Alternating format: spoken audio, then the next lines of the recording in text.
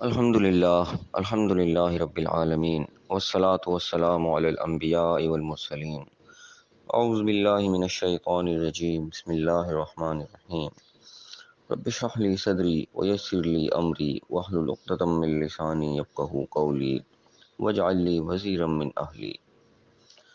محترم سامعین، السلام علیکم ورحمۃ اللہ وبرکاتہ۔ الحمدللہ قرآن پاک کا مطالعہ ہمارے جاری ہے۔ سورہ بقرہ کی آیت نمبر 112 تک ہم پڑھ چکے ہیں۔ آج انشاءاللہ آیت نمبر 113 اور 114 پڑھیں گے۔ آج کی آیت بھی جو خاص طور پر آیت نمبر 114 ہے، بہت خاص اہمیت کی حامل ہے۔ ہمارے موجودہ حالات میں بہت ہی آیت اپلائی کرتی ہے۔ دیکھتے ہیں، ہم غور کرتے ہیں کہ ہم کہاں پہ غلطی کر رہے ہیں۔ اللہ تعالیٰ ہمیں اپنی غلطیوں کو سدھارنے کی توفیق عطا فرمائے۔ اعوذ باللہ من الشیطان الرجیم، بسم اللہ الرحمن الرحیم۔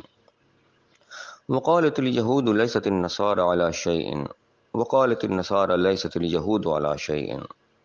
اور یہودی کہتے ہیں کہ نصارہ عیسائی جو ہیں یہ کسی چیز پر نہیں ہے، گویا کہ یہ بالکل کسی رستے پر نہیں ہے، فارغ ہیں یہ تو۔ قالت النصارى ليست اليهود على شيء، اور جو نصارہ ہیں وہ یہودیوں کہتے ہیں کہ وہ کسی چیز پہ نہیں، ان کے پلے کوئی چیز نہیں ہے۔ وہم یتلون الکتاب، حالانکہ وہ دونوں کتاب کی تلاوت کرتے ہیں، دونوں کتاب پڑھ کر سناتے ہیں۔ تلاوت کے معنی جو ہے پڑھ کر سنانا ہوتا ہے، یہ ہم بالکل ذہن میں رکھیں۔ تلاوت کے معنی اکثر ہم پڑھنا لے لیتے ہیں کہ شاید پڑھنے کو تلاوت کہتے ہیں، لیکن پڑھنے کو قرأت کہتے ہیں عربی میں، ہم ذہن میں رکھیں۔ تلاوت کا لفظ جہاں بھی آئے گا وہاں ہوگا پڑھ کر سنانا، دوسرے کے کان میں تک پہنچنی چاہیے وہ آواز، اس کو تلاوت کہا جاتا ہے، یعنی کہ اللہ کرام کو پڑھ کر دوسروں کو سنانا۔ تو یہاں پہ اللہ تعالیٰ بتا رہے ہیں کہ دونوں ایک دوسرے پہ یہ فتویٰ لگا رہے ہیں کہ ان کے پلے کچھ نہیں ہے، دونوں کے پاس ایک دوسرے کو یہ کہتے ہیں کہ ان کے پلے کچھ بھی نہیں ہے۔ لیست لا شیء، کوئی چیز ان کے پاس نہیں ہے جس کے اوپر کھڑے، کوئی بنیاد کوئی کہ ان کی نہیں ہے، اور دونوں حالانکہ ایک دوسرے کو کتاب پڑھ کر سنا رہے ہوتے ہیں، دونوں کا اللہ کی کتاب موجود ہے، دونوں ایک دوسرے کو یہ فتویٰ لگاتے ہیں ان کے پلے ہے ہی کچھ نہیں۔ کذالک قول الذین لا یعلمون مثل قولہم، اور دوسرے وہ جو بے علم لوگ، انہوں نے بھی انہیں قول کی مثل ایک بات کہی کہ جیسے وہ کہتے ہیں کہ ان کے پلے کچھ نہیں ہے۔ آج کل کے بھی لوگ سب سمجھو ایک دوسرے کے یہی کہہ رہے تھے کہ ان کے پلے کچھ بھی نہیں ہے، تو بالکل جاہل ہیں۔ حالانکہ سب کے پاس وہی، آج کل اپنے دور میں دیکھیں تو سب کے پاس وہی قرآن و سنت، قرآن و حدیث موجود ہے، لیکن ایک دوسرے کو سب جاہل کہتے ہیں۔ ایک طبقے کا، ایک فرقے کا عالم دوسرے فرقے کا عالم کو جاہل کہہ رہا ہوتا ہے کہ تو جاہل ہے، حالانکہ اس کے پاس بھی وہی دلیل ہے جو ہمارے پاس ہے، وہ تمہیں جاہل کہہ رہے ہیں، ہم ان کو جاہل کہہ رہے ہیں۔ تو وہی حال ان لوگوں کا تھا، یہودیوں عیسائیوں کا وہی حال آج ہمارا ہوا ہوا ہے۔ تو اللہ کہہ رہا ہے فاللہ یحکم بینہم یوم القیامۃ فیما کانوا فیہ یختلفون، تو اللہ قیامت کے دن بھی فیصلہ کر دے گا جو بھی آپ اختلاف کر رہے ہیں، ایک دوسرے کو پہلے جاہل کے اور گمراہی کے اور کفر کے جو فتوے لگا رہے ہیں، اللہ پھر قیامت میں فیصلہ کرے گا۔ حالانکہ اللہ کے لیے تو احکامات دونوں کے لیے موجود ہیں، اللہ کے احکامات، وہاں پہ بھی تورات موجود تھی، انجیل موجود تھی، آج بھی قرآن و حدیث سب کے پاس موجود ہے، لیکن اس کے باوجود اسی کو ایک سنا کے ایک دوسرے کو جاہل اور ایک دوسرے کو کافر ہم لوگ کہہ رہے ہوتے ہیں۔ دیکھ لیں ہمارا کتنا ملتا جلتا حال ہے ان لوگوں سے۔ تو خاص ابھی آیت نمبر 114 جو ہے یہ بہت اہم آیت ہے۔ یہاں اللہ کہہ رہا ہے کہ ومن اظلم ممن منع مساجد اللہ ان یذکر فیہا اسمہ وسعی فی خرابها، تو اس سے بڑھ کر کون ظالم شخص ہو سکتا ہے جو اللہ کی مسجدوں سے روکے کہ اس میں اللہ کا نام لیا جائے اور اس کی ویرانی کے لیے وہ کوشاں ہو۔ لیکن اللہ تعالیٰ اس کو سخت ظلم کے ساتھ تشبیہ دے رہا ہے کہ اس سے بڑھ کر ظالم کون ہے جو اللہ کے مسجدوں سے لوگوں کو روکے کہ مسجد میں نہیں جانا۔ یہاں ہم ایک دوسرے کا حال دیکھ رہے ہیں، تقریباً سب لوگ جو ہیں وہ ایک دوسرے کو مسجد میں جانے سے روک رہے تھے کہ تم نے فلاں مسجد میں نہیں جانا، تم نے فلاں مسجد میں نہیں جانا، ہر کوئی اسی کوشش میں کہ تم ہماری مسجد میں آؤ، یہاں پہ بڑے دوسرے فرقے کی مسجد میں تم نے نہیں جانا۔ تقریباً الا ماشاء اللہ سب لوگ جو ہے اسی کی دعوت دے رہے ہوتے کہ بھائی فلاں مسجد میں جانا، تم نے فلاں مسجد میں نہیں جانا۔ یہاں اللہ اگر جو مسجدوں سے روکے اس سے بڑھ کر ظالم کون ہے، اس کی ویرانی کی کوشش کرے۔ اب یہاں پہ دیکھیں اینڈ رزلٹ دیکھیں جو تو ویرانی کی طرف ہی جا رہا ہے۔ ہر کوئی جو بھی ہمارے پاس آئے گا، جو مسئلہ پوچھے گا، ہم اس کو اپنا مسئلہ سمجھائیں گے، ہم کو چاہیں گے وہ ہمارے مسلک کے اندر ہی آ جائے، وہ ہمارے مسلک میں آ گیا تو بس دوسری میں جانا ممنوع ہوگا، دوسری مسجدوں میں نہیں جانا۔ جتنے ہمارے پاس پوری دنیا میں ہمارے پاس آ جائے گا تو پوری دنیا کو اپنا مسلک سمجھائیں گے، ہم حق میں باقی سب باطل ہیں، اور سب کو منع کر دیں گے ان مسجدوں میں نہیں جانا، صرف تم نے ہماری مسجد میں آنا ہے۔ گویا کہ باقی ساری مسجدیں ویران ہو گئی نا، پھر جو ٹارگٹ کو ہم لے کر چل رہے ہیں ہم نے باقی مسجدیں ویران کر دی۔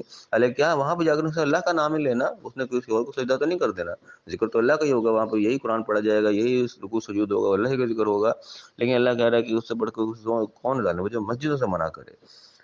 کسی بھی فرقے کی مسجد میں چلے جاؤ، وہاں پہ نماز جو ہوتی ہے وہ تو ایک جیسی ہوتی ہے، اس میں اللہ کا نام لیا جاتا ہے، اللہ کے سوا کسی اور کا نام نہیں لیا جاتا، ذکر اس میں اللہ کا ہوتا ہے۔ لیکن ہم سب جو ہے وہ اس یعنی کہ جرم میں ملوث ہیں کہ سب ایک دوسرے کو منع کرتے ہیں اس مسجد میں نہیں جانا، اس مسجد میں نہیں جانا. اور یہاں اللہ خاص طور پوائنٹ آؤٹ کر رہا ہے اس چیز کو، جو اس سے بڑھ کر ظالم کون ہے؟ جو مسجدوں سے روکے. اور خاص طور پہ کئی جگہ تو یعنی کہ باقاعدہ مسجدوں کے سامنے لکھا ہوا تھا کہ اس مسجد میں تبلیغی جماعت کا داخلہ ممنوع ہے. ایسے یعنی کہ تصویریں دیکھی گئیں، پوسٹ دیکھی گئیں کہ باقاعدہ مسجدوں کے باہر لکھا ہوا ہے کہ داخلہ ممنوع ہے. تو حالانکہ اگر چلو تبلیغی جماعت ہی لگا لو، اس نے بھی اگر آنا ہے تو اس نے کیا کچھ عورتیں میں اس نے بھی اللہ کے کلام لوگوں کو سنا، اللہ کا پیغام لوگوں کو پہنچانا ہے، جو اس کے مطابق اللہ کا پیغام ہے اس نے وہ پیغام سنا دینا ہے. اس نے کوئی جا کے عیسائیت کی دعوت تو نہیں دینی، وہاں پہ کوئی ہندوازم کی دعوت تو نہیں دینی، اللہ کی توحید بلانا ہے، جو اس کو سمجھ میں آتا ہے اس کے مطابق اس نے بلانا ہے. تم نے باہر لکھ کے لگا دیا کہ یہاں پہ داخلہ ممنوع ہے. تو یہاں اللہ کہہ رہا ہے مسجد میں منع سے کرنے والا ظالم کوئی نہیں ہے. اور یہاں ہم کھلے عام جو ہے لوگوں کو مسجد سے منع کر رہے ہوتے کہ مسجد میں داخلہ منع ہے، فلاں مسجد میں نہیں جانا، فلاں مسجد میں نہیں جانا. ٹھیک ہے، کیسے یعنی کہ ہم پر صدی متفق ہو رہی ہے کہ ہم اس ظلم کے اندر گرفتار ہیں جو کہ اللہ تعالیٰ سب سے بڑا ظلم یہاں پہ کہہ رہے ہیں، اس سے بڑھ کر ظالم کون ہے؟ اللہ فرمائے گا اولئک ما کان لهم ان يدخلوها الا خائفین. ان کے لائق تو یہ چیز تھی کہ اس کے اندر داخل ہوتے ہوئے خوف کے ساتھ، اللہ سے ڈرتے ہوئے مسجد کے اندر داخل ہوں کہ ہم کوئی ایسا جرم نہ کر بیٹھیں جو ہم اللہ کے پکڑ میں آ جائیں. خوف انسان کے دل میں ہونا چاہیے کہ جا کے انسان اتنا بے خوف ہو جائے کہ مسجدوں سے ہی روکنا شروع کر دے. اللہ لهم فی الدنیا خزی، ایسے لوگوں کے لیے دنیا میں بھی رسوائی ہے، ولهم فی الآخرۃ عذاب عظیم، آخرت میں تو ان کے لیے بہت بڑا عذاب ہے. یعنی کہ دنیا میں بھی رسوائی کا اللہ تعالیٰ یہاں پہ ان کو الٹیمیٹم دے رہا ہے.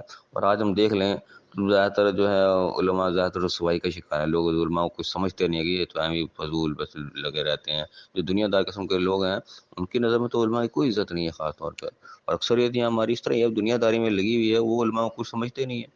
وہ تو ان کو بس ایک عجیب ہی مخلوق سمجھتے ہیں کہ تو بس اپنے چکروں میں لگے رہتے ہیں، ان کے دلوں میں عزت کوئی نہیں ہے علماء کی. تو یہاں پہ اللہ یہ کہہ رہے ہیں کہ دنیا بھی ان کے لیے پھر رسوائی ہے، ذلت ہے، اور آخرت میں بھی اللہ نے کوئی بڑے عذاب کی جو ہے وہی سنا دی یہاں پہ. جو لوگ مسجدوں سے روکنے والے ہیں تو وہ لوگ فی الآخرت عذاب العظیم کے الفاظ ہیں، یہ کوئی ہلکے الفاظ نہیں ہیں.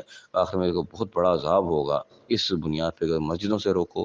تو یہاں ہم دیکھ لیں کہ یہ ایسا نہ ہوگا کہ آج ہم جو مسجدوں سے روک رہے ہیں تو ہم بھی کہیں شاید کی زد میں آ جائیں کہ تم اللہ نے منع کیا تھا اس چیز سے، لیکن تم اس وہی کام کرتے رہے کہ لوگوں کو مسجدوں سے روکتے رہے، نماز پڑھنے سے روکتے رہے کہ اس مسجد میں جا کے نماز نہیں پڑھنی. کہتے بھی ہیں کہ وہاں نماز نہیں پڑھنی، منع بھی اسی چیز کو کیا، یہ نہیں کہہ رہا کہ وہاں جا کے واز نہیں سننا، وہاں جا کے نصیحت نہیں سننی، ورنہ بھی یہ کہ وہاں جا کے نماز نہیں پڑھنی. نماز پڑھنے سے ہی روکا جا رہا ہے. حالانکہ نماز کے اندر کیا ہے؟ نماز کے اندر خالص اللہ کا ذکر ہے، نماز کے اندر کوئی دوسری چیز ہے ہی نہیں. خاص اب یہ پوائنٹ کہ اس مسجد میں نماز نہیں پڑھنی، یہاں آ کے ہمارے پیچھے نماز پڑھنی ہے. تو ہم دیکھ لیں کہ آج یہ کیا جرم ہم سے جو جانے انجانے میں سرزد ہو رہا ہے، اور یہ آیت جو کس طریقے سے وعید سنا رہی ہے. تو اللہ تعالیٰ ہمیں صحیح سمجھنے کی توفیق عطا فرمائے. اس طریقے سے بہت چھوٹی موٹی کوتاہیاں ہمارے اندر ہیں جن کو ہم اگنور کیے رکھتے ہیں، ان کو ہم کوئی اہمیت ہی نہیں دیتے، لیکن کوئی غور کیا جائے تو اللہ تعالیٰ نے کوئی بڑی بڑی سخت وعیدیں سنا رکھی ہیں. اللہ تعالیٰ ہمیں صحیح سمجھنے کی توفیق عطا فرمائے. جہاں جہاں اپنی غلطیاں ہمیں نظر آتی ہیں ہمیں اس کی اصلاح کرنے کی توفیق عطا فرمائے، اور دنیا آخرت دونوں جگہ کامیاب فرمائے. آمین. وآخر دعوانا ان الحمد للہ رب العالمین.